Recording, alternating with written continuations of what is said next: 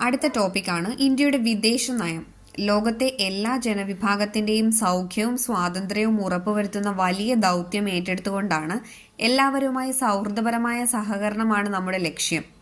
ആരുമായും പ്രശ്നങ്ങൾ സൃഷ്ടിക്കുന്നതിന് ഞങ്ങൾ തയ്യാറല്ലെന്നാണ് ലോക രാജ്യങ്ങളോട് ഉണർത്താനുള്ളത്. 1947 ജവഹർലാൽ നെഹ്റുവിന്റെ ഒരു പ്രസംഗത്തിലെ ഭാഗമാണിത്. വിദേശ രാജ്യങ്ങളോടുള്ള ഇന്ത്യയുടെ സമീപനം വ്യക്തമാക്കുന്നതാണ് നെഹ്റുവിന്റെ ഈ വാക്കുകൾ.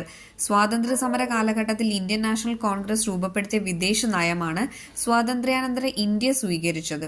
ഇന്ത്യൻ വിദേശ നയത്തിന്റെ മുഖ്യ ശില്പി ജവഹർലാൽ നെഹ്റു ആണ്. ഇന്ത്യയുടെ വിദേശ നയത്തിന്റെ പ്രധാന തത്വങ്ങളാണ് ചുവടിക്കൊടുത്തിരിക്കുന്നത്.